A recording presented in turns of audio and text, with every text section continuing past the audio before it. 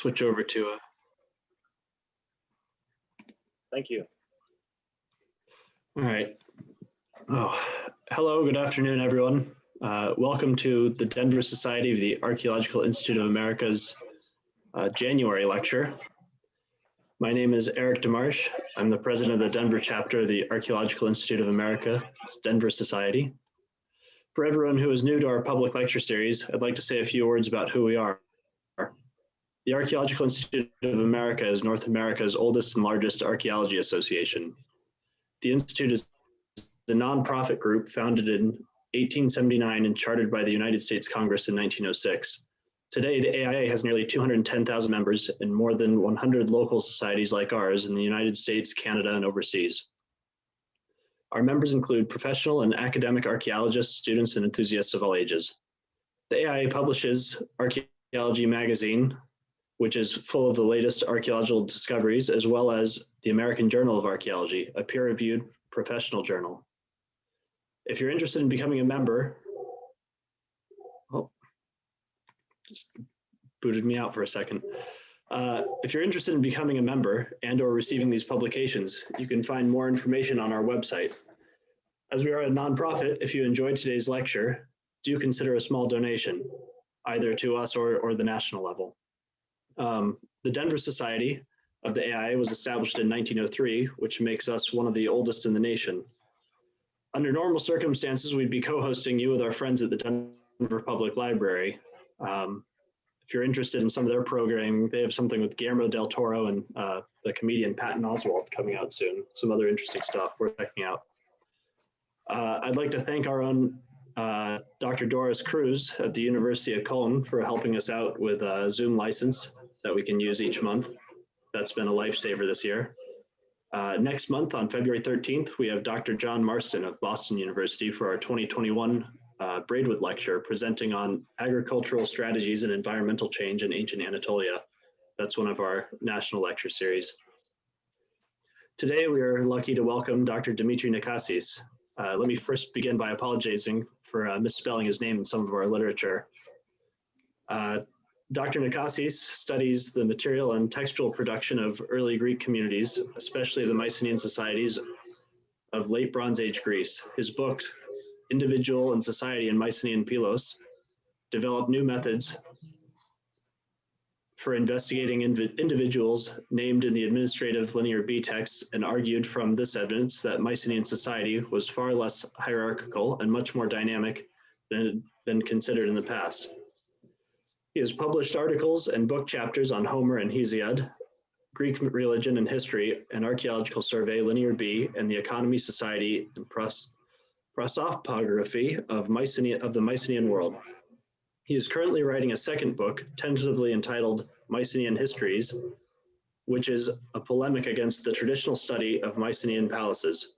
He is the co-editor with Sarah James and Scott Gallimore of the Western Argolid Research Project, a diachronic archaeological survey in southern Greece, and co-director with Kevin Pluta of the Pylos Tablets Digital Project, which involves the digital documentation of all the administrative documents from the Palace of Nestor at Pylos. In 2015, he was named a MacArthur Fellow. Today, we have a great lecture for you. If you have any questions, please save them for the end, and we'll leave you some time to ask them. Without further ado, Dr. Nakassis, please go ahead. Okay, great. Thanks, Eric. Thanks for the invitation to speak to the Denver chapter of the AIA. And let me see, I'm going to share my screen now and do some little adjustments here. There we go. And it's nice to see some familiar faces and, well, I guess names in the boxes here. So it's very gratifying that some of you have joined us on what here in Colorado is actually a very beautiful Saturday afternoon. It's sunny and warm, and most of the snow has melted. I can also sort of echo what Eric said about the importance of the AIA. If you're operative in North America, I think it's a great organization. I've become more involved in it over time. I think I co-chair 2 committees of the National AIA, and I've served as president of the Toronto chapter of the AIA, and it's really important and gratifying work. So thanks everyone for being here. So I will get going. So map is not territory, but maps are all we possess. Jonathan Z. Smith's reframing of Alfred Korzybski's dictum focuses our attention on the fact that our maps and our models are necessarily abstractions of a complex reality. The map may be a useful tool, but the territory that is experienced on the ground cannot be reduced to the map. And a similar principle can be applied to some of the conceptual shorthands that we regularly use in our, in our scholarly work. So those of us who study the Aegean Bronze Age generally recognize that many of the terms that we use are like these crudely drawn maps of the Aegean that you sometimes get in published books, like the one here in the slide. You know, the ones that were drawn by people who definitely have never been to Greece, the kind that look like Greece if you sort of squint a lot. But if you tried to use these maps as navigational tools, they wouldn't be very useful at all. You might drive into the ocean, right? I posted this map on Twitter, and my favorite comment was, Pelops didn't get eaten for this level of disrespect.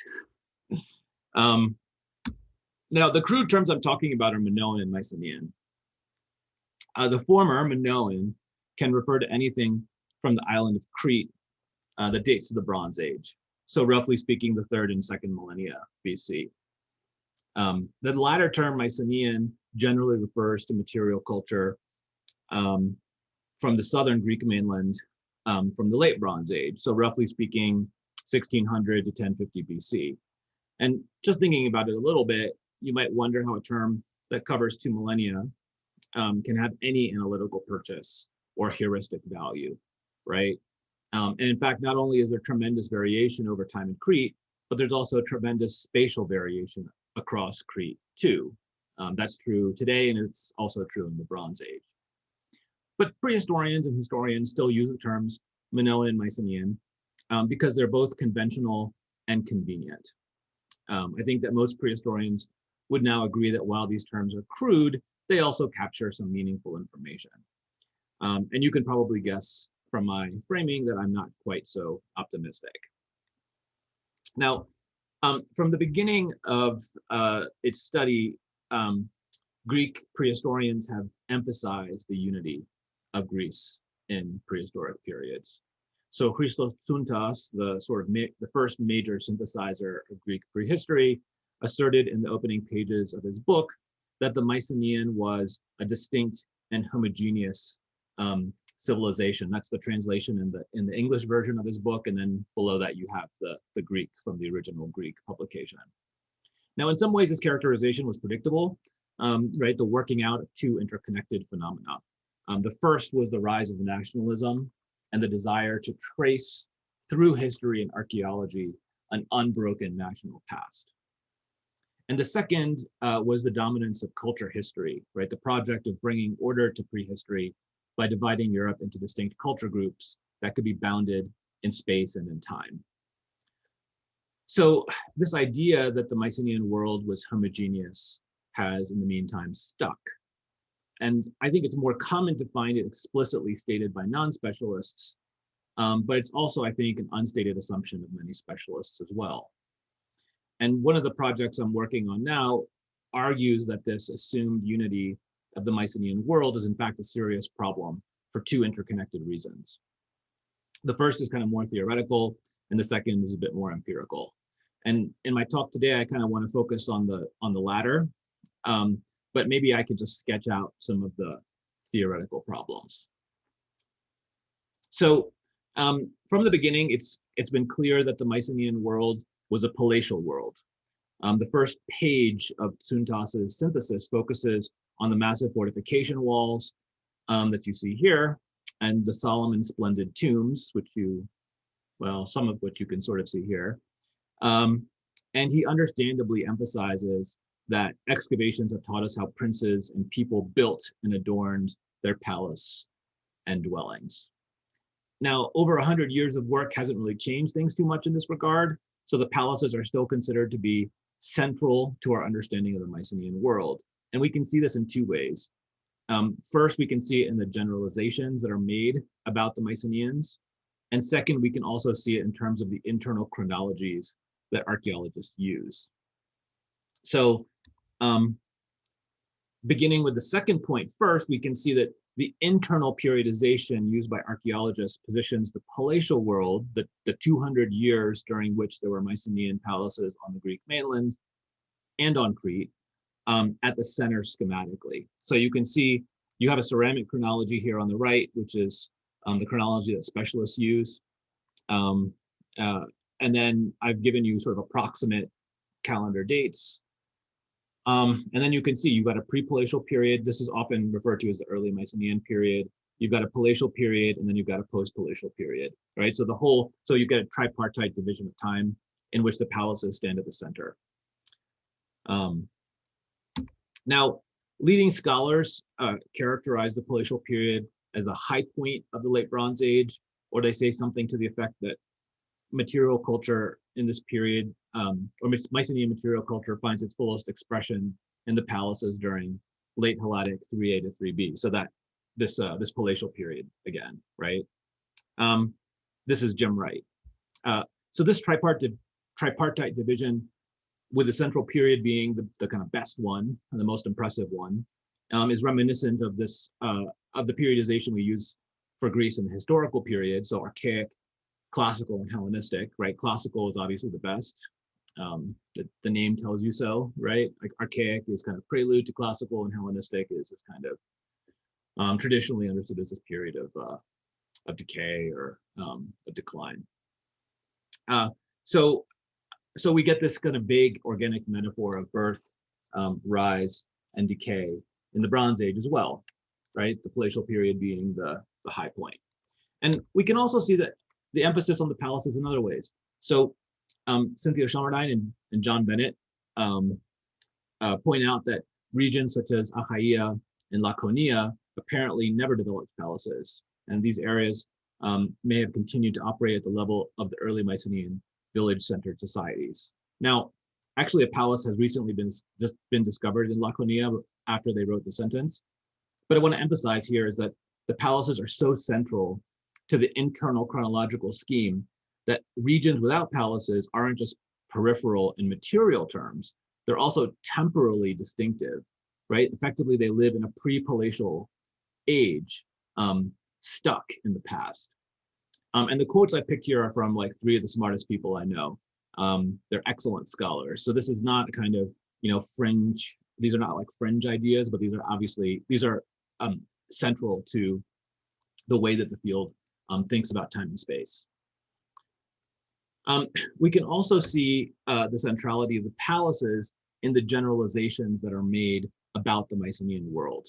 So this is a long quote from Josh Ober's relatively new book about Greek history. And again, I'm not trying to pick on Ober here, right? I think I'm picking this quote. I could have picked lots of other quotes, but what's good about Ober's quote is that it's relatively short, and it sort of captures, I think, the essence of the standard view. So I'll just read along here so that we're all on the same page. During the late Bronze Age, known to historians as the Mycenaean period, Hellas, or Greece, was divided into approximately 15 small states. Each state consisted of a primary urban area centered on a fortified palace, surrounded by a number of secondary settlements. The Mycenaean states of Greece appear to be quite centralized, ruled by kings who controlled considerable military might, notably horse-drawn chariots, and ruled through a fairly elaborate bureaucracy. The economy of a Mycenaean state was directed from the palace, which served as a center of production and distribution of goods. Palace records, inscribed by scribes on clay tablets, track the movements of raw materials and other imports into the palace and of locally manufactured goods out of the palace. So in my paper today, I want to argue that almost everything about this statement is wrong, or problematic in some way. Again, not to pick on Ober, but to point out how broken our understanding of the Mycenaeans is. Right? This isn't Ober's fault. He's working off of a long tradition that massively simplifies and flattens out the Mycenaean world. And my argument then is that our current model, for whatever reasons, requires uniformity, and that this uniformity prevents us from using the evidence that we do have to paint an accurate picture that sort of does a good job of characterizing the Bronze Age. Now, I have a theory for why the uniformity of the Bronze Age is so important, but I will leave that to the end of the talk. And in the meantime, I think we can take a closer look at Ober's statement, and I'll explain what I think is wrong with it. So Ober begins by saying that during the late Bronze Age, Greece was divided into 15 small states, and the median territorial extent of these Bronze Age states has been estimated at 1,500 square kilometers. And then I've added some stuff that I had divided in, I had cut out with ellipses, right? So Ober defines the size of Hellas in the late Bronze Age as the size of the Greek state in 1890, but including the island of Crete. 15 small states, 1,500 square kilometers, right? Now, immediately we can see a problem, right? 15 times 1,500 is 22,500 square kilometers. But 22,500 square kilometers is about the size of the Peloponnesus, right? This peninsula down here in southwestern Greece. That's not counting Crete, just over 8,000 square kilometers, Attica, almost 4,000 square kilometers, central Greece, about 15,000 square kilometers, Aetolia and Acarnania, almost 55 square kilometers, or Thessaly, which is just over 14,000 square kilometers. Now, to be fair, Ober talks about the median, not the arithmetical mean or average territorial extent. But even so, we can see there's no way that all of late Bronze Age Greece was divided into 15 small states. It's impossible. I mean, they could be divided into 15 states, but they'd have to be big. They couldn't be small, right? Now, obviously, if Mycenaean polities were the small states, if they were small states, and if they were spread across Thessaly, central Greece, the Peloponnese, and Crete, then there must have been big areas outside of these states, right? Parts of late Bronze Age Greece that were just organized differently. Now, in this urge to turn the Mycenaean world into a unity, that fact just gets swept under the rug, right? We just pretend that those peripheral areas don't exist effectively. I also wonder where Ober gets this number 15, right? 15 small Mycenaean states. So let's count, right? Pylos is a Mycenaean state. I think everybody agrees. That's the polity I know best. We also have a newly discovered palace near Sparta, Aios Vasilios. In the Argolid, we have Mycenae and Tiryns. Although a lot of people think, and this includes the current director of excavations at Tiryns, Joseph Maran, he thinks that Tiryns is politically dependent on Mycenae. In central Greece, there are centers of Thebes and Orchomenos, and recent discoveries at Volos and Thessaly also suggest a palatial center there. In Crete, there was a big palatial center at Knossos, probably destroyed in the middle of the 14th century, and at Chania in Western Crete that lasted a little bit longer than that. Now this gets us to 9. Some people think there was a Mycenaean palace on the Athenian Acropolis, although that's more wishful thinking perhaps than anything else. At least there's no direct evidence of this, right? So it's purely hypothetical. And that gets us to 10. So, you know, maybe there are 5 more palaces out there waiting to be discovered. That wouldn't surprise me particularly, but neither can we just sort of like assume that 15 is right. I think 15 is just wrong. Now, Ober next says that each state consisted of a primary urban area centered on a fortified palace, surrounded by a number of secondary settlements. And again, this just isn't true, right? Very few Mycenaean palaces were fortified. So Mycenaean Tiryns and Thebes and Athens was, if it was a palace. But if the palatial center of Orchomenos, it doesn't seem to have been fortified. The actual sort of palatial center hasn't really been identified, but there are big fortifications at Alhomenos that would fit the bill. If the palace moved to Gla, which is a sort of nearby fortified site, then we can add it to the ledger. But neither of the Cretan palaces, neither of the South Peloponnesian palaces were fortified. But actually what I want to focus my attention on is the second part of Ober's quote, right? That the Mycenaean states of Greece appear to be quite centralized, ruled by kings who controlled considerable military might and who ruled through a fairly elaborate bureaucracy, and so on and so forth. Now, I think this also misses the mark, although Ober is, again, building off of an orthodoxy that believes much of this. So just to repeat, this is not me slamming Ober. I'm just using his quote because it's recent and to the point. So before I proceed, I should probably untangle a couple of knots. Now, it's typical for many authors to talk about control. But what does that really mean? What does it mean that Mycenaean kings controlled considerable military might? If we're looking for evidence, direct evidence that the Mycenaean king controlled chariots, we won't find any. In fact, there's almost zero evidence that the Mycenaean king had any military role whatsoever. But before I get to that, I should give a content warning.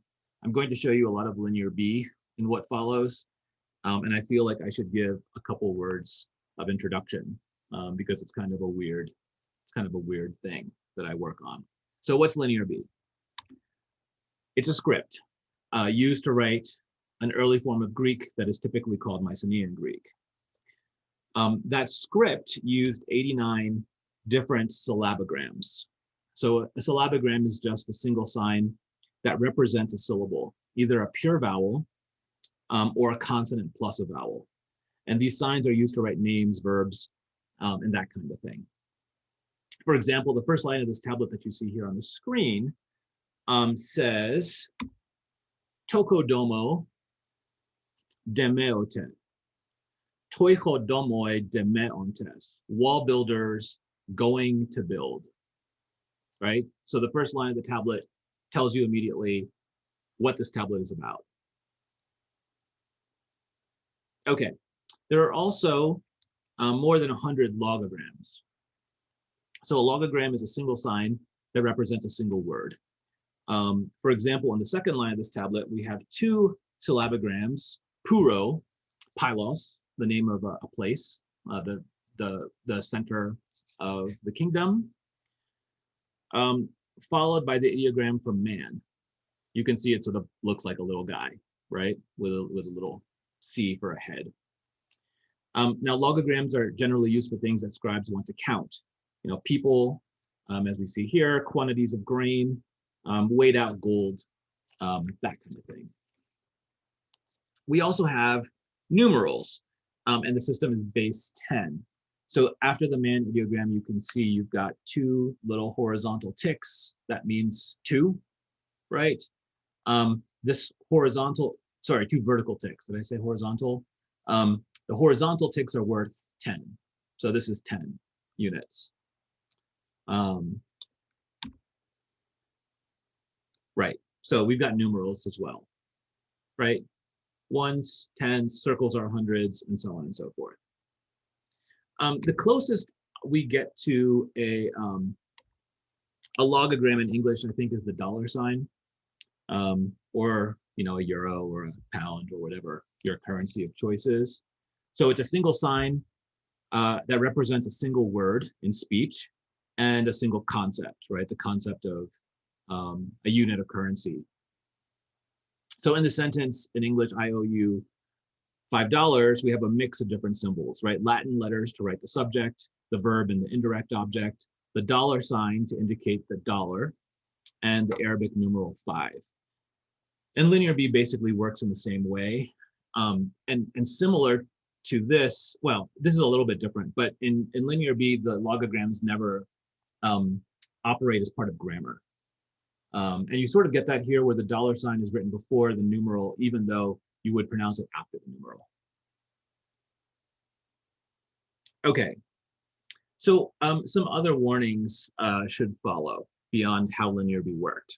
The first thing is that Linear B was used exclusively for administration. We have no evidence, at least, that Linear B was used to write literature or letters or laws. None of that stuff.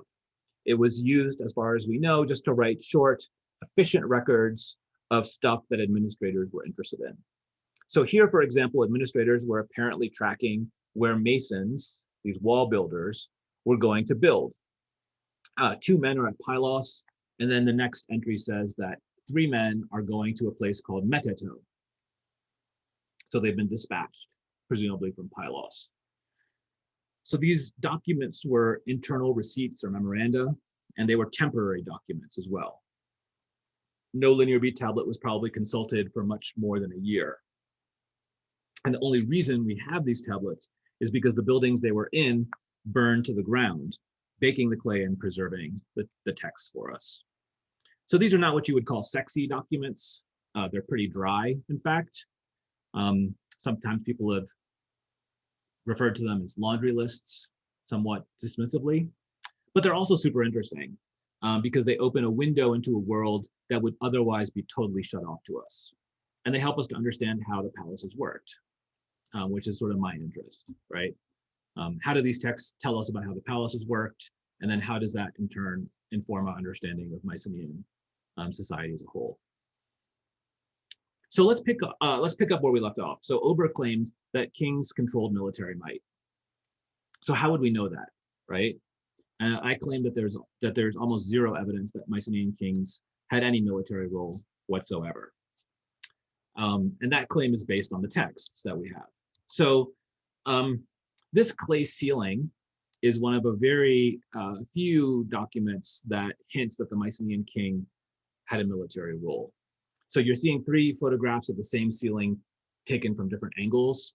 Ceilings are just these lumps of clay that were impressed with a seal on one face, use this alpha face here, and then some of them are inscribed. And this one's inscribed on 3 faces, the alpha, beta, and gamma face. So this ceiling records shafts of javelins that are described as royal, right? So wa here is presumably an abbreviation for the adjective wanakteros, which means royal. It could also be the abbreviation for wanax or king, but probably better as an adjective. So royal, royal shafts of javelins or shafts of royal javelins or something like this. Now, other than this, there's very little evidence of a military role for the king. The wanax, right? The Mycenaean word for king. We know that the king at Pylos had a royal armorer, but even here it's not entirely clear that this person made weapons. I think the most likely option, but the title is entes domos, which is a compound of the singular of entea, which means kind of gear or equipment normally in Greek, and demo to build. So the gear builder, which could be military gear, but it could be something else. 2 tablets at Knossos might suggest that the king had a chariot or 2. But altogether, this is not really compelling evidence that the king controlled considerable military might, right? What Ober presumably means is that Mycenaean administrative documents record lots of chariots, that's true, and Mycenaean polities had kings, also true, and therefore that the kings controlled all of these chariots.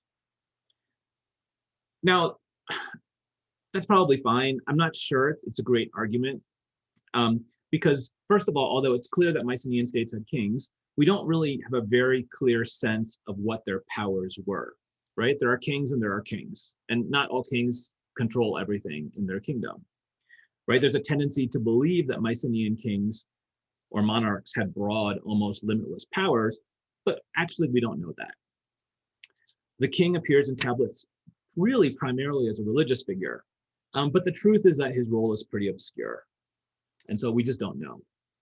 The second thing is that it's not the case that everything written in the tablets is somehow under the control of the king. So it's not axiomatic that whatever appears in Linear B is under the control of the king. So for example, we can talk about land.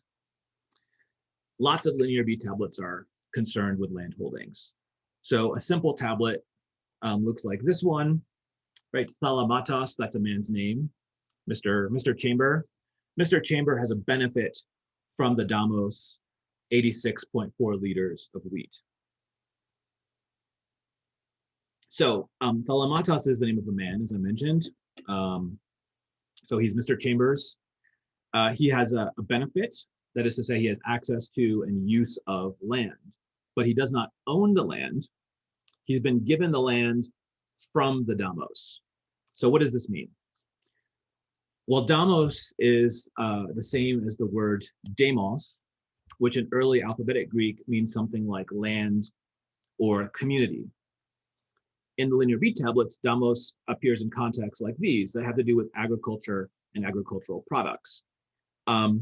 So we could think of it as kind of agricultural cooperative, right? But there are hints in the text that Damos has a general sense of community.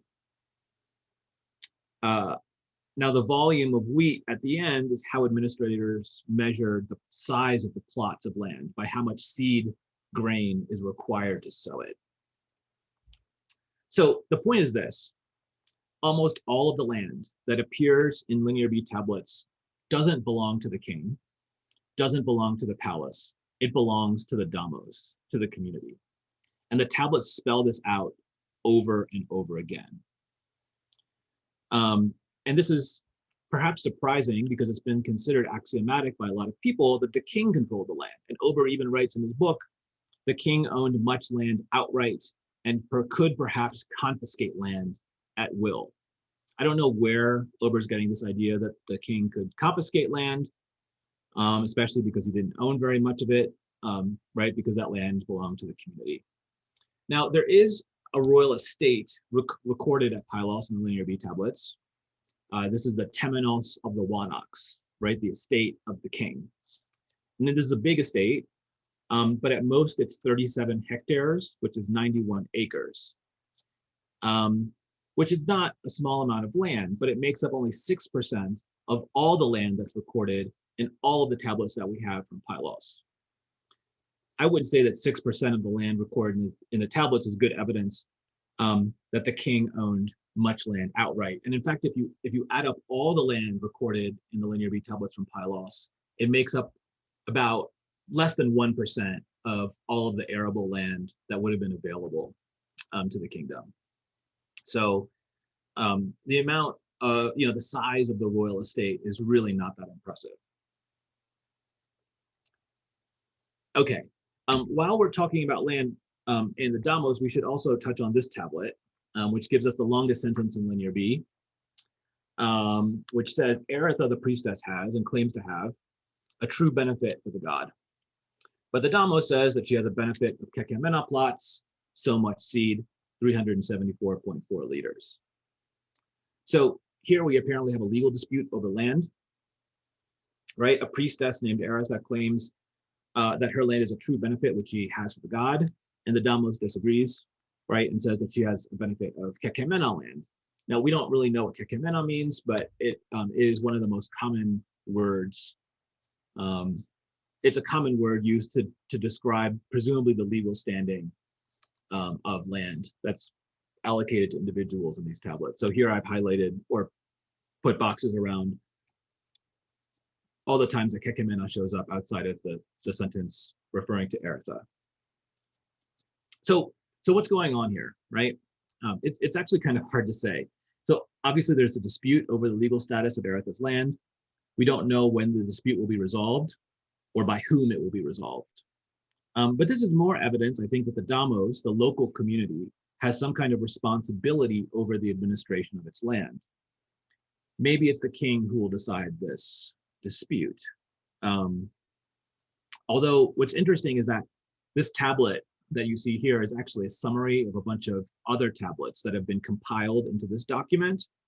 And the older tablets that are compiled into this document also describe the dispute, suggesting that this dispute has remained unresolved for some amount of time, at least the amount of time between the first draft and the second draft of the dossier, I should say.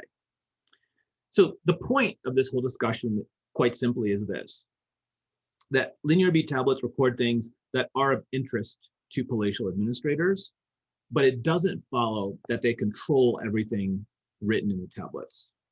The palace clearly has an interest in this land, but it doesn't belong to them, right? It belongs to and is administered by the damos. And it seems like the reason the palace is interested in this land is that taxes can be collected on certain types of land. So we have these other documents that concern land that record the collection of taxes. These taxes are always recorded in a religious context. So it may be that the damos is also entitled to some cut of the production, which might explain its motive in entering into a dispute with Eratha. So the damos controls the land. It's allocated to individuals who then farm it themselves or have other people farm it. And then taxes are presumably collected on that land by the palace and also perhaps by the damos. Okay, so what that means is that the presence of chariots in linear beat tablets doesn't need to mean that the king was a military commander, right? It definitely shows that there's palatial interest in chariot production and repair, and I don't doubt that chariots were used by warriors, but it's a pretty big leap to conclude from this that kings controlled considerable military might.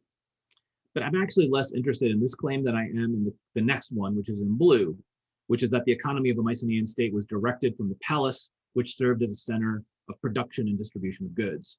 Palace records inscribed by scribes on clay tablets track the movement of raw materials and other imports into the palace and of locally manufactured goods out of the palace. I actually think this is a pretty bad description of the Mycenaean economy, the palatial economy.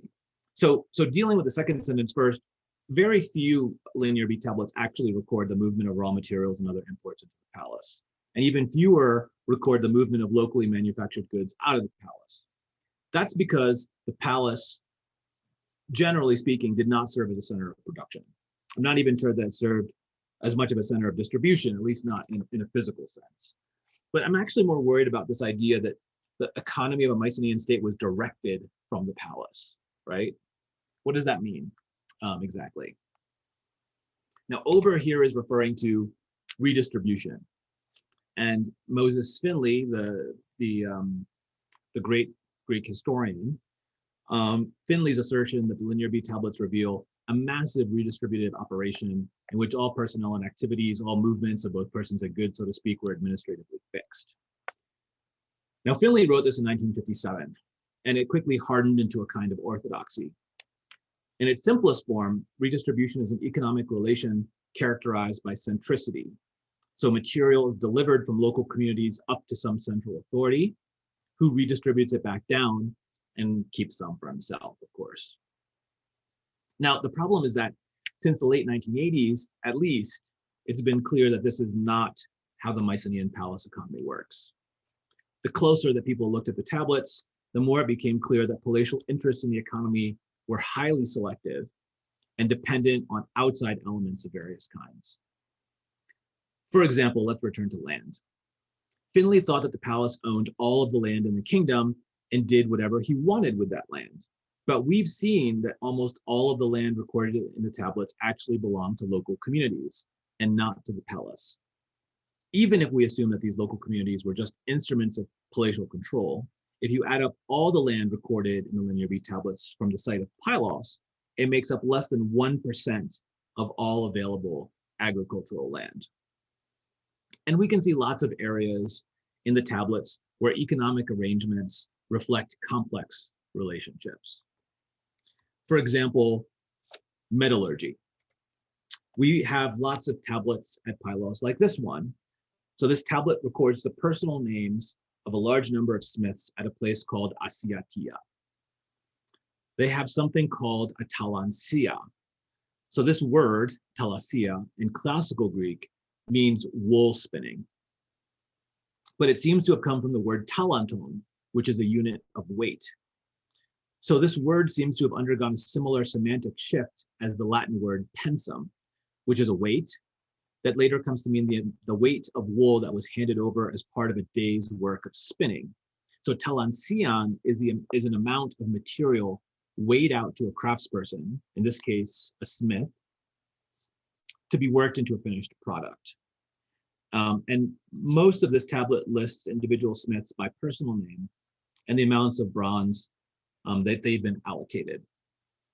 So for example, this entry here reads, Lao Huantas, 1.5 kilograms of bronze. I picked this name on purpose because it's a cool name.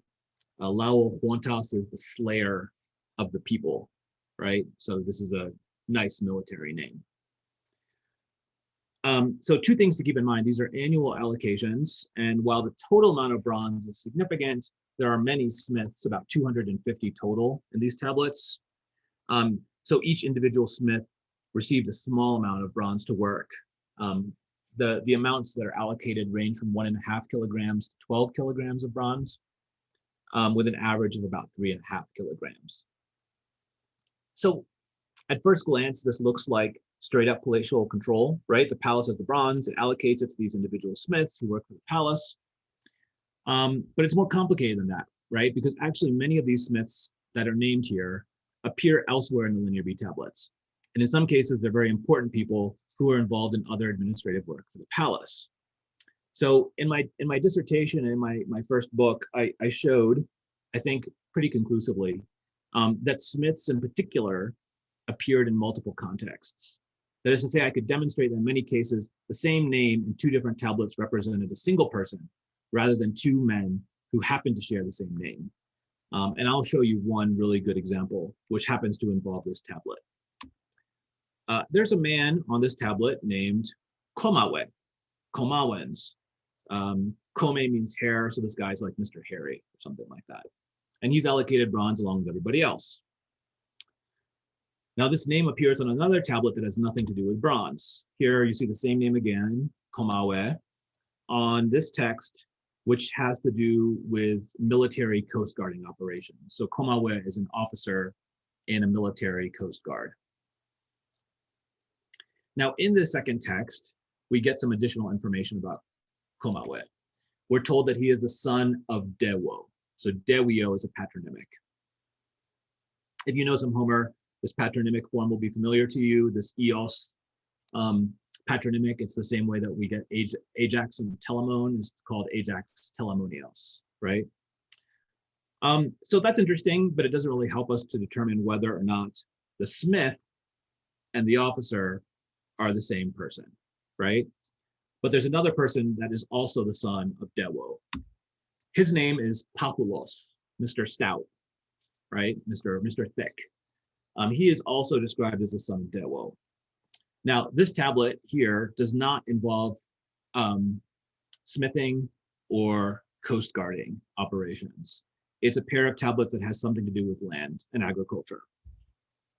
But what's interesting is that many of the men who appear as officers in the coast guarding tablets appear in this pair of texts, they and their kin. So 11 officers and 5 patronymics of officers from the coast guarding texts appear in the 22 entries of this pair of texts, which is all to say that there's a really strong relationship between the Coast Guard tablets and this pair of land holding records, so much so that it's very likely that Komawens, the officer, and Papulos are brothers, right?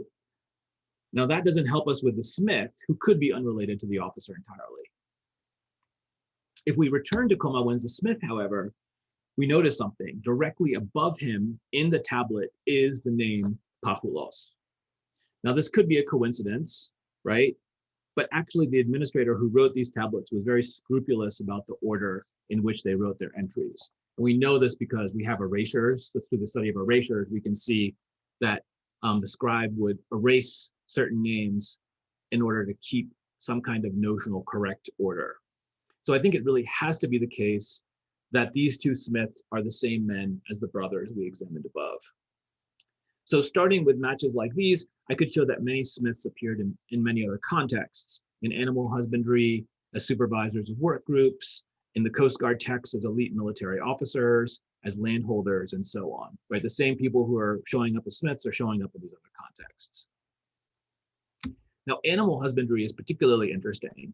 I bet you never hear someone say that. And the reason that it's interesting is because many smiths and shepherds appear to be the same people, right? But most Linear B scholars had thought that shepherds were pretty low status individuals. After all, we don't typically think of shepherds as powerful. But as it turns out, there are independent reasons to think that shepherds were influential and wealthy. So these texts typically provide a name of a place. Here, the place is Maro. And then we get the name of the shepherd, Purwinos, and then the number of sheep that he has, 190 male sheep.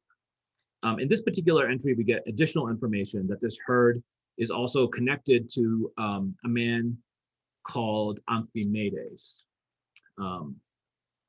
We don't really know what the collection involves exactly. Now, why is the palace interested in these flocks, right? That's one question. And the answer is that these shepherds have to deliver wool to the palace. They have to deliver about 750 grams of wool per animal.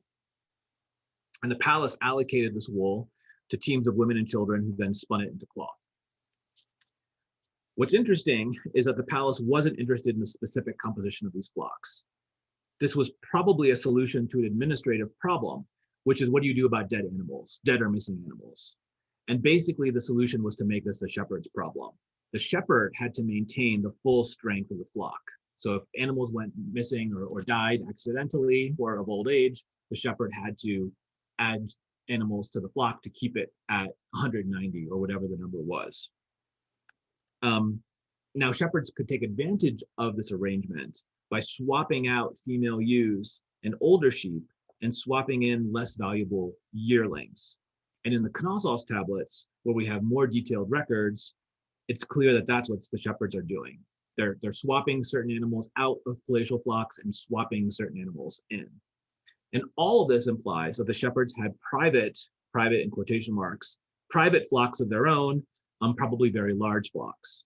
And in fact, this whole system only works if the shepherds have large flocks or have access to large animals, large numbers of animals, not large animals.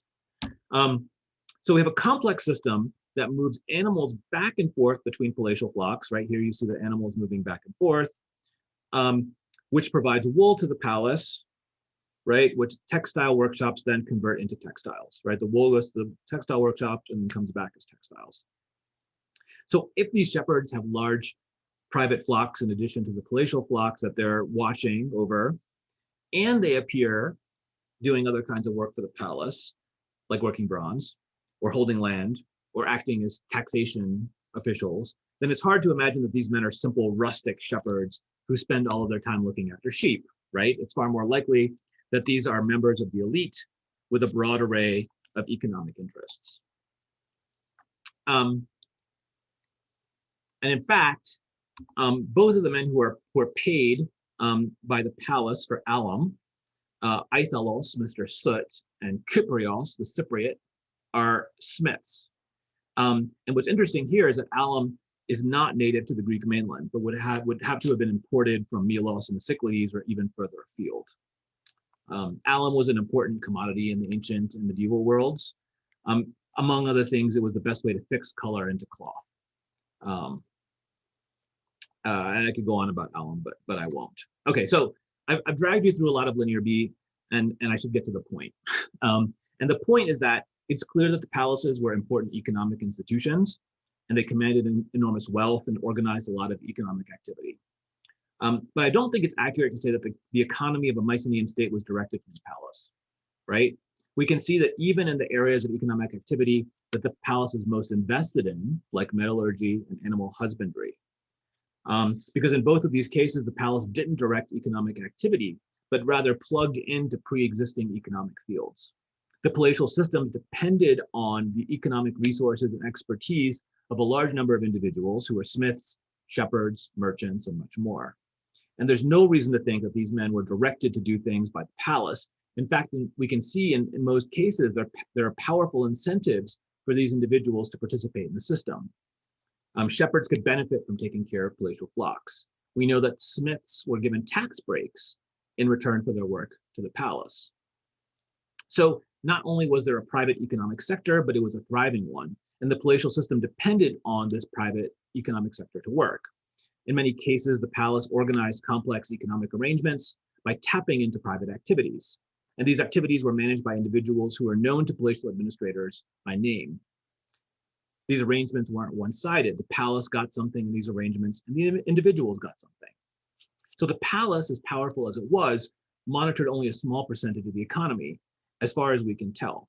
I mentioned earlier how little land it controlled in comparison to the size of its territory, and Robert Joan has calculated that only 3% of the territory would have been required to produce the resources necessary to sustain palatial operations sustainably. So I suspect that the palace controlled less than 10% of total economic production. And by comparison, government spending in the US is 38% of GDP, and 16% of the labor force in the US works for government at some level or another. So I think it's really there's no reason to call Mycenaean states quite centralized. I don't think we can say that kings were all that powerful. The palace did not direct the economy, although it was very interested in certain economic activities. And most production of goods did not take place in or around the palaces, as far as we know. And remember, most communities in the palatial period on the Greek mainland didn't even have a palace, nor were they even apparently ruled by one, right? Most of the Mycenaean world had very little to do with kings or linear-B. So why would scholars today say these things if they're not true or empirically verifiable? I think there are two reasons, both pernicious, but one far more pernicious than the other. Let's start with the kinder, gentler one. I think there's a misunderstanding here of how models work. For example, Pia de Fidio, when discussing the issue of how economically central the palaces were, says, from the point of view of the palatial system, the strict control exercised by the center represents the essential qualitative fact. And it's of secondary importance to establish whether the numerical quantity of the population in the royal sector corresponds to only 10 or 20% of the total population. It is not on the basis of such information that the system may be transformed ipso facto into a Homeric or tribal form of royalty. And in view of this, it would be impossible to overestimate the role of the center. I think this is just wrong. It's clear that it is possible to overestimate the role of the center, right? Finlay, in fact, did that because he suggested that the palace controlled all of the land in the kingdom and that the palace controlled all movements of people and goods. That's overestimating the role of the center. But more importantly, I think, de Fidio is confusing the model with reality. What de Fidio is saying here is that, and I'm paraphrasing, we know that Finlay was basically right, and that Mycenaean kingdoms were basically redistributive. And no matter how hard you try, you can't change the Mycenaeans into a Homeric or tribal royalty, whatever those things are. I don't really know what those are. But this is a theoretical mistake. We cannot do this. Our models are meant to be heuristic abstractions, not rigid structures that we cling to at all costs, right?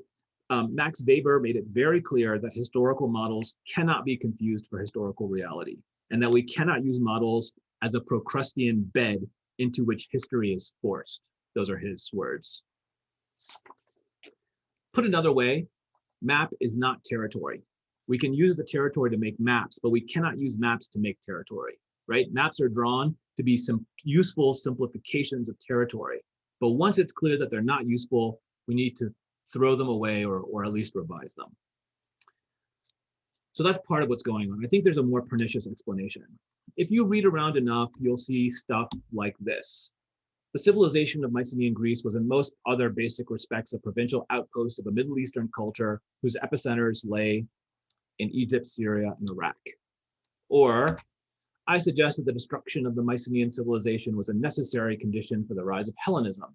A living, functioning bureaucratic society like the Mycenaean could not grow or evolve into the free world of the city-state. It could move only as the comparable world of the Sumerians and Babylonians moved, and that world, as we well know, produced no Homer, no Plato, and no Praxiteles. So there's a lot of this narrative out there, which I think goes back to Finlay, who thought that the bureaucratic mentality of the Mycenaeans had no part in Greek history and was thus effectively Oriental. So what's usually expressed as a geographical polarity, East versus West, right, Orient versus Occident, has become a temporal relationship. The palaces in the Bronze Age are replaced in the Iron Age by sanctuaries to the gods whose worship is shared by the entire citizenry. So the Mycenaeans are understood in this model as Oriental and despotic, and can therefore have nothing to do with the emergence of Greek freedom, right? As Finley put it, the Greek world discovered the rational free individual and the possibility of a community of free individuals.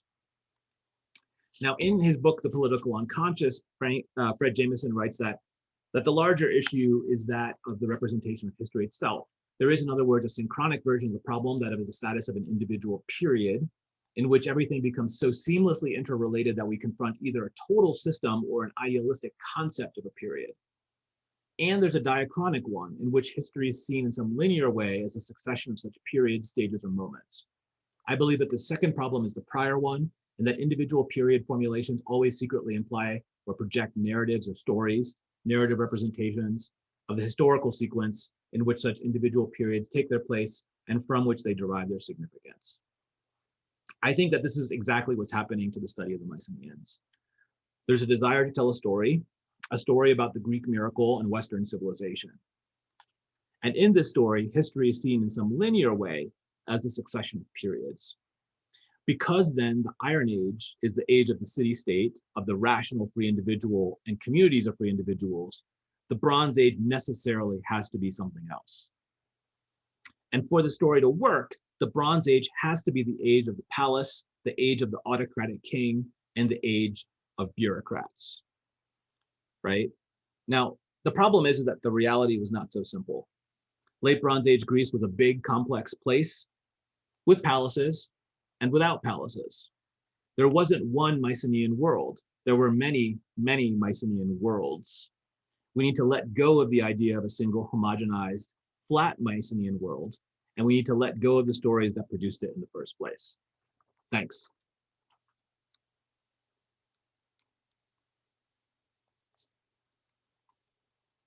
I can stop sharing my screen now, I guess. Oh, thank you very much, Dimitri. That was great. Does anyone have any questions? If you do, you can raise your hand in the chat, and then Doris, I guess, can call on you. Exactly. I was going to mention that for people to actually raise the blue hand, that's it's at the bottom on participants. At the bottom should have some. You should have something that says "raise your hand." If no one else has questions, not yet, I'll, without raising my hand, I'll ask one. I'll kick the question period. Thank you very much for the lecture. It was quite interesting. I was wondering about the chronology of the tablets. How do you date them? Because I was thinking about it in relation to those individuals that have the same name, the Komoe. So they appear, the same name appears in two tablets.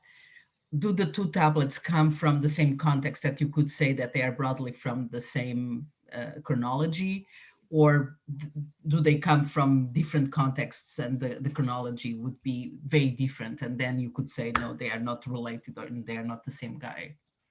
Yeah, so at Pylos, this isn't a problem because the vast majority of the texts are from the final destruction of the palace.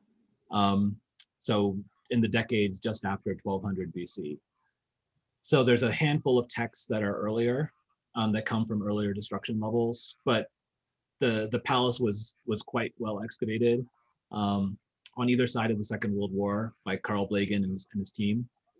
So we have really good archaeological control over where these tablets came from, which is different from what you get in a lot of, like, say, Near Eastern contexts, right? Where the tablets we have don't have good archaeological find spots, and therefore it's very difficult to be sure about their chronology, relative or absolute, right? Unless the texts themselves give us that chronology. So part of the reason I could do this at Pylos is because chronology was less of an issue. At other sites, it is more of an issue. Yeah. So Knossos, which was excavated at the turn of the century, it's very difficult to say anything with certainty about the chronology of the tablets there. I mean, people have made really good arguments, but that's the archaeological, to really prove that, you would need to have really good control of the archaeological evidence, and Arthur Evans and his team were moving really fast, and they were keeping good notes, I think, by the standards of the day, but not good enough for us to be 100% sure. So at Knossos, it looks like there are multiple destructions, at least 2, and maybe more than that, that span, well, at least about a century or more. So there's a big debate about the date of the texts, relative and absolute. And so yeah, the reason I could do all that stuff at Pylos was in part because of the relatively flat chronology. Of course, the problem with having a kind of a horizon, a destruction horizon where most of your tablets come from, is that you really just get a snapshot of how the system is working, and it's very difficult to talk about diachronic developments, right? How did the system change over time? Also important is the fact that these tablets come from the last year of the existence of the palace. So, depending on your view about why the palaces were destroyed and not rebuilt, you could imagine saying, well, this is not typical at all, right? The palaces were on the precipice of collapse. And so what we're getting in the tablets is weird, right? I think that comparatively, what's going on at Pylos and what's going on at other sites where we have linear B, it looks like roughly similar. So I suspect that's not the case. But you can try to make the argument that what's happening in the text is quite exceptional, right? The other thing to point out is that most of what I'm talking about comes from Pylos. It doesn't come from other sites. So just because it works this way at Pylos doesn't mean it has to work this way elsewhere, right?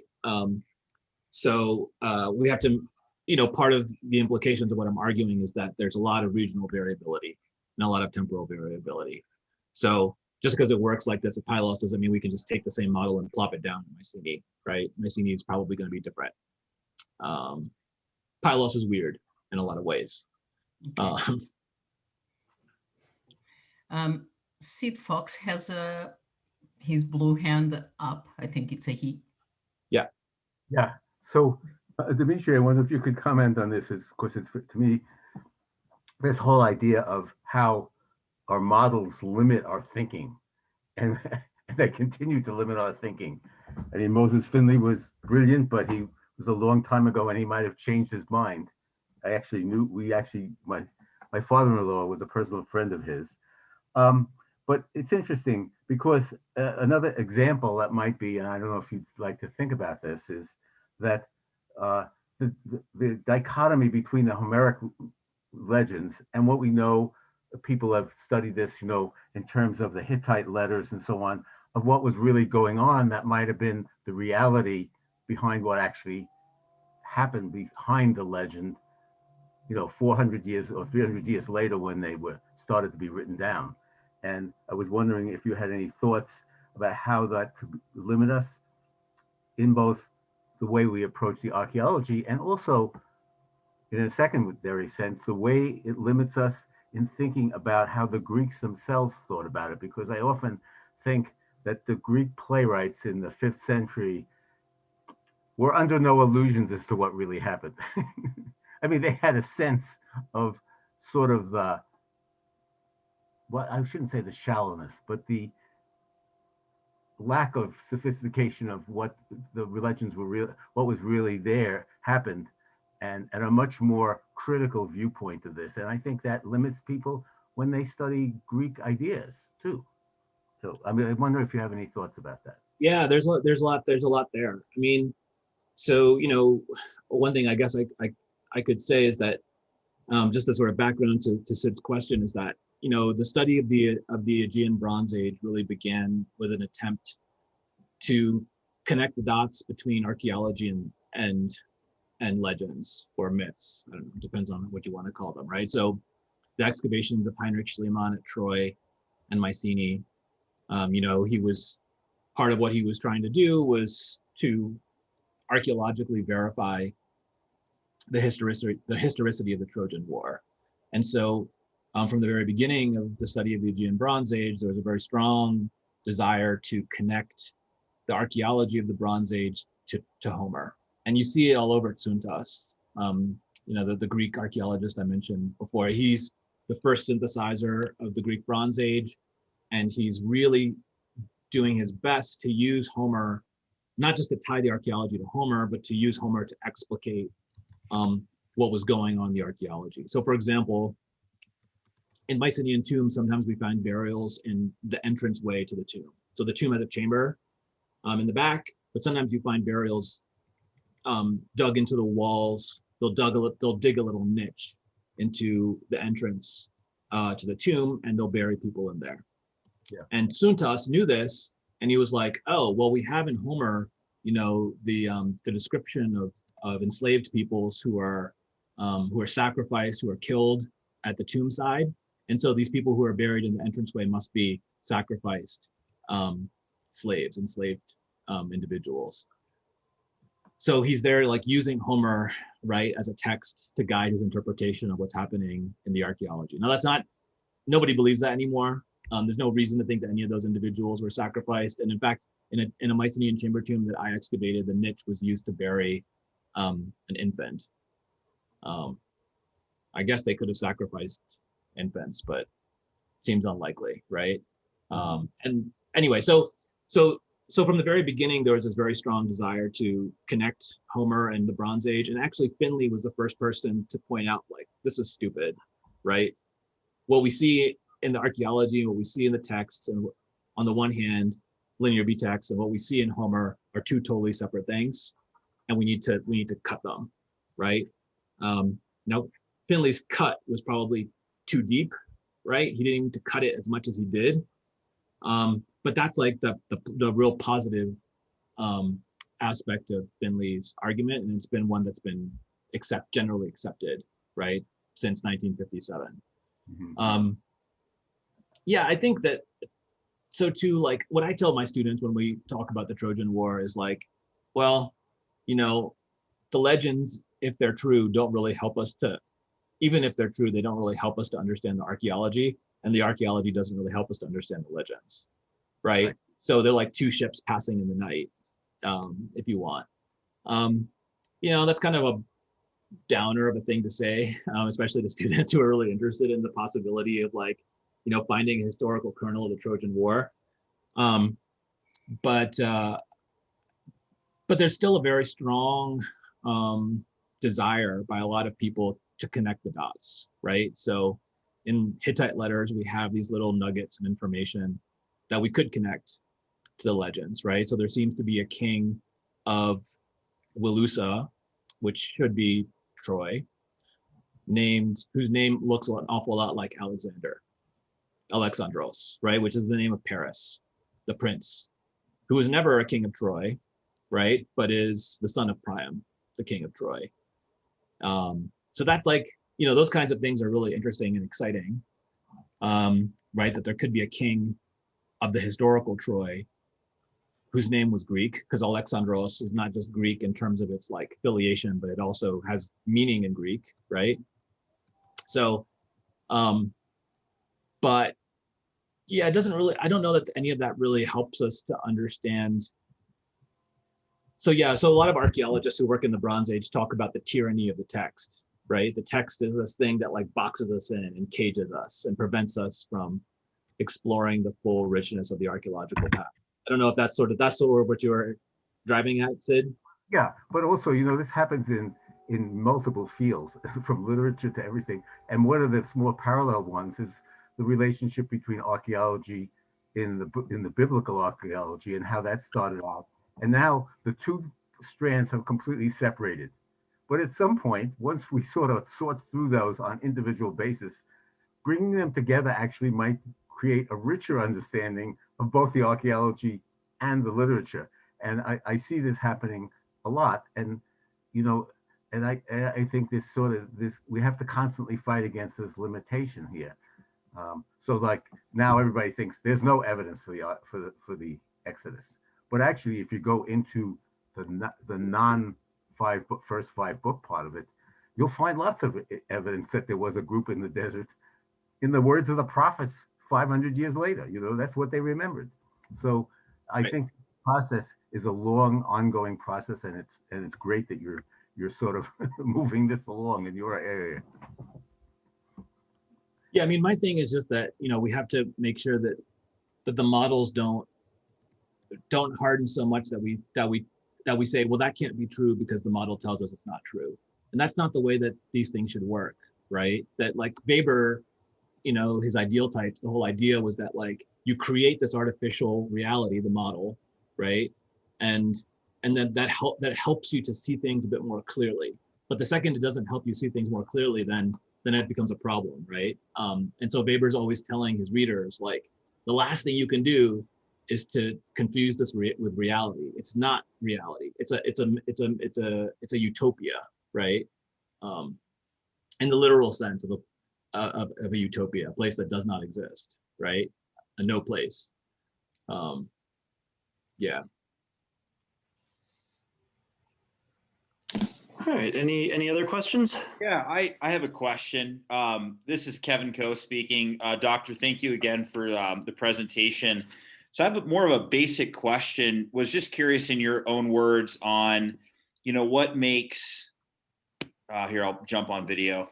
So what makes this group of, you have all these different city-states at the time. What makes them defined as Mycenaean? Like all the different groups of people at that time. Like how do we put all these people into one group? How do you define that? Yeah, that's a good question. So, you'll find different answers if you read around. So I think, the hardest, what you could call hardest, where you have the clearest idea. So some people actually think that the whole Mycenaean world, however you define it, was ruled by a single king, that this was one empire almost. That's a minority view, but it's out there and it's been articulated recently too. And basically their argument is like, everything looks so similar that the best explanation for that is political unity. You could also argue that these are some kind of ethnic group, but there's no reason actually to think that they're an ethnic group, in the sense that like, we don't know what these people, if they had a name for themselves, right? That doesn't, as you might expect with the kinds of texts we have, we're not going to get that kind of information, right? That's the kind of information you might expect in more like poetic texts. And then of course you have kings, also contemporary kings in the ancient Near East, who are talking about stuff that could be happening here in the Aegean, right?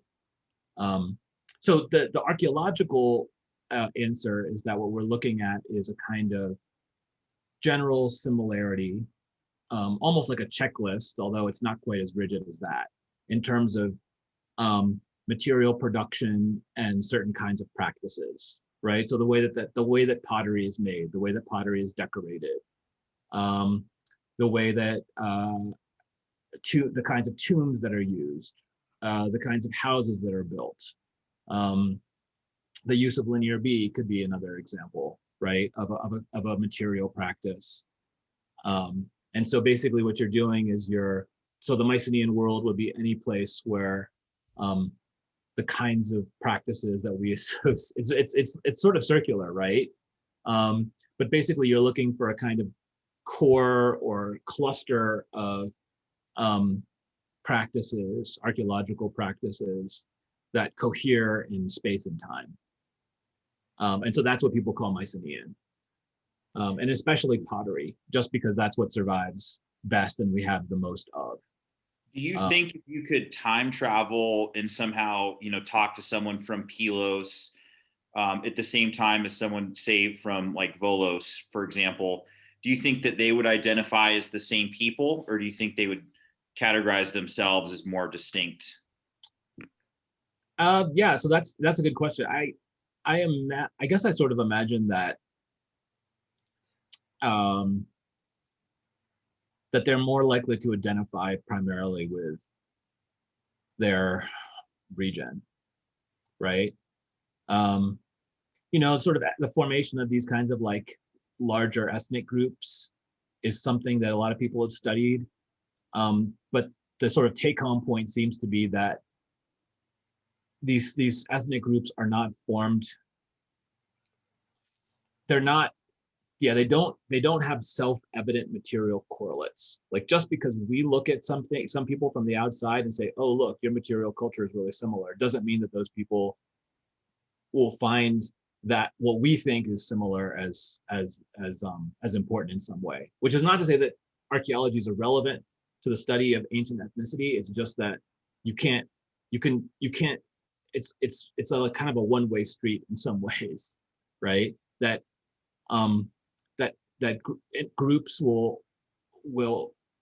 are selective in the material traits that they consider to be important for identity, right? So, I mean, a kind of simple example would be the population exchange between Greece and Turkey in 1922 and 23, right? What made you Greek was your religion, regardless of what your first language was. So my grandfather was born in a place called Philadelphia or Erasure, depending on what language you want to use. And a lot of the members of his family, they were Orthodox, which is so that's why they were sent from Greece to Turkey, but they weren't. Not all of them were primarily Greek speakers, right? So although we might think language is like really important, and in many cases it is, it's not always important, right? And whereas we might think religion is really important, and sometimes it is, it's not always important. So yeah, I don't know. I mean, it's a real question, but I think our assumption that they all identified as Mycenaeans probably tells us more about ourselves than it tells us about them. I guess that's what I would say. Thank you. Sure.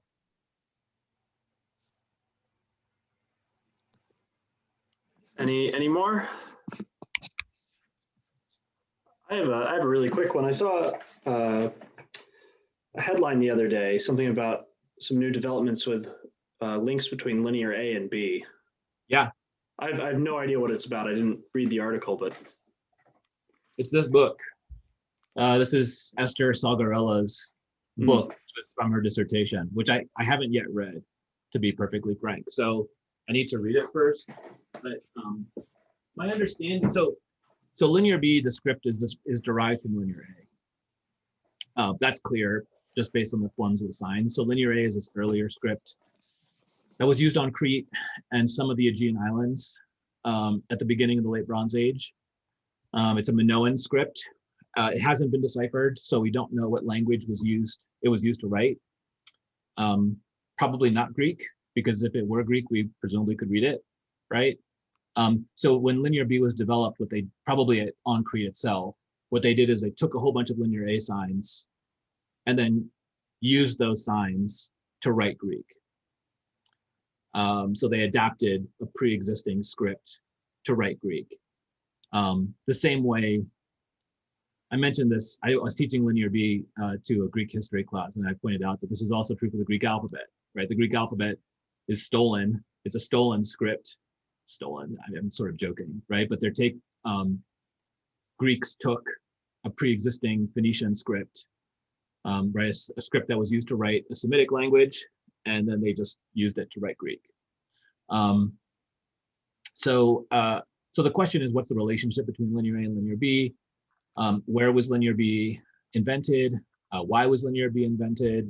And so on and so forth. And Esther, if I understand correctly, is arguing that the scripts are so close that they are basically the same script, right? So there's a difference. I always say this when I'm teaching linear B, there's a difference between script and language, right? A script can be used to write multiple languages. I mean, the obvious example is Latin, right? The Latin script, which can be used to write English or Spanish or French or Italian or Turkish, right? And a single language can also be written using multiple scripts, right? So Turkish can be written using Latin letters, or it can be used to write, you can use the Arabic script to write Turkish if you want, right? Which people did before Ataturk. So, or the other example is Greek in the early days of the internet. People would write Greek using Latin characters because we didn't have Unicode yet, right? And fonts, if you didn't have the font, that if I sent you an email and I use a font, you didn't have that font, it would sometimes spit out total nonsense, right? It would just be like those weird question marks and stuff. So I think what Esther is arguing is that linear A and linear B are one script, that it's a mistake to divide them.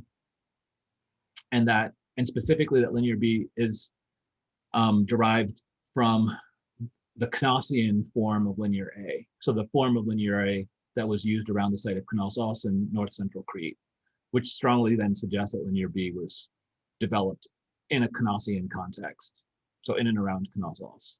And that's interesting because at Knossos, starting around 1390 BC, 1400 BC, you start to get a lot of what would I call it? Influence of material forms that seem to look, and practices that seem to look to the mainland. So much so that some people have argued that Knossos was conquered by Mycenaeans from the mainland, right? Other people are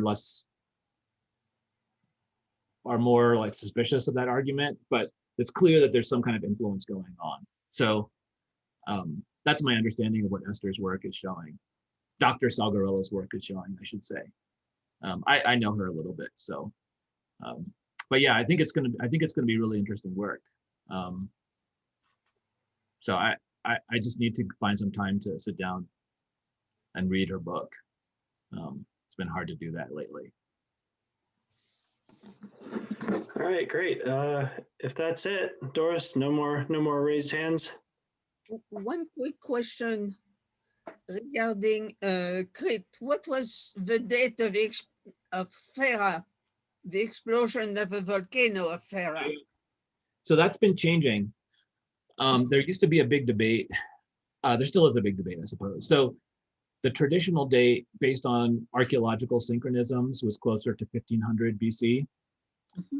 Then radiocarbon dates were suggesting a much earlier date in the late 17th century BC. So say 1620 or something like that, right? So you had this kind of fight between traditional archaeological synchronisms on the one hand and scientific absolute dating, especially radiocarbon dating, which was suggesting a much earlier date.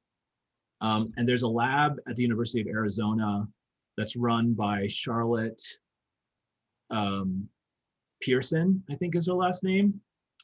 And they're doing, basically what they're trying to do is they're trying to calibrate the radiocarbon curve more precisely by taking a lot of samples that cluster around the eruption of Thera.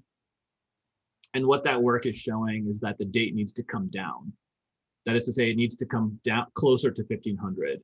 So it looks like the gap, more than a century is a big deal period, but in Aegean prehistory. So the archaeological date was down here and the scientific date was up here, and the scientific date is creeping down. So, I think a lot of people are hoping that that soon we'll have some resolution, mm-hmm. Which will bring the date closer to 1500 BC. Would it explain one of the destruction of Knossos? So probably not in a direct way, because in relative terms, the eruption of Thera is clearly late Minoan 1A. So that the kind of pottery that they're producing is LM1A when the volcano erupts. And then Knossos is not, the destructions that you get at Minoan palaces on Crete happens in LM1B, at the end of LM1B. So a whole chronological phase or subphase has to pass before. So the people who argue that there's a causal relationship between the eruption of Thera and the sort of major transformations, destructions of palaces on Crete argue that there's a kind of shock to the system when the volcano erupts, and then that shock, it takes like 50 years or 50 to 100 years to kind of manifest in the destruction of the palaces on Crete. Knossos survives. That's the actual interesting thing. So there's even though there's a kind of destructive phase in areas around Knossos at the end of LM1B, the palace continues to operate as a palace and then becomes the only palace that operates as a palace after the destructions of 1450 BC. So that's why some people think that what we're seeing is a kind of Knossian takeover. So then what you would, the scenario would be the volcano erupts, it kind of creates a shock to the system that destabilizes the system. And then maybe a Knossian authority takes advantage of this destabilization to kind of, for a power grab. That would be one possible explanation of the evidence. There's a book by Jan Driessen and Colin MacDonald called The Troubled Island, which makes the case that after the eruption of the volcano, that Crete is, it goes through some troubles and is kind of weakened. That's not universally accepted, but it seems to explain a lot of evidence. So, yeah. So there's kind of there's a chronological issue, but I guess the lower the date gets, the later the date gets for the eruption of the volcano, the stronger the argument is for there being some kind of causal relationship just because of the temporal closeness. But it can't be a simple one-to-one causality, as it were, you know? There's also been some interesting work on trying to find archaeological evidence for tsunami on Crete. That sort of seemed to indicate that maybe the evidence isn't as clear-cut as people thought it was. So that's kind of interesting too. Yeah. Thank you. Sure. All right, great. All right, last chance, last call.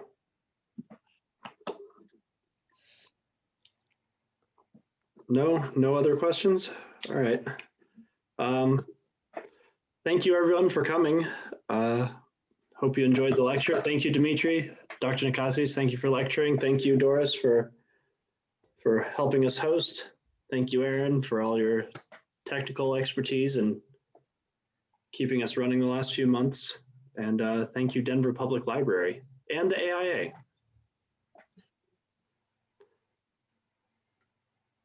Thanks, everyone. Have a nice weekend.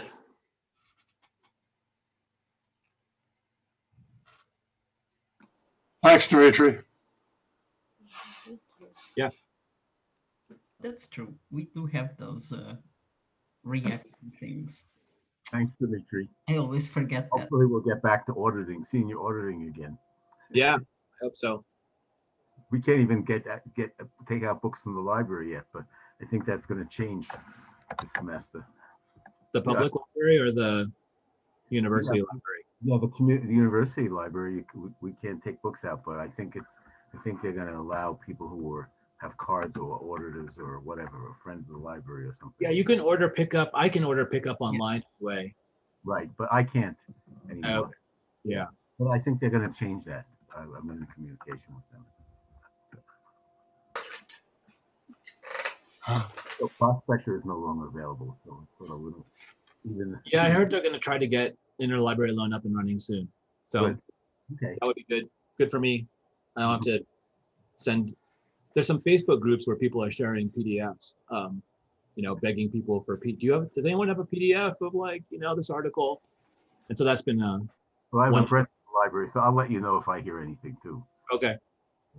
Yeah. Cool. Great. Okay, thanks you guys. I guess I should Thank you. get going. So Thanks Eric, thanks for that. Eric, Yeah. one of the members of the society, if I'm not mistaken, I saw something on it, graduated Arizona State University. She did her work in the Institute for the group that does origins of humanity. Is she planning to give another talk? The talk I saw listed online doesn't have a recording available, but I'd love to hear it because it's an area that I've been fascinated in. I don't know what your email address is, but if you. But it's not ours. Was this maybe the Boulder Society? No, it was, it's funny because when I looked up the Boulder Society, it made me go to this. If I have your email, is your email address someplace? Yeah, it's eric.demarsh@gmail.com. I don't think this was a Denver Society lecture, though. No, not.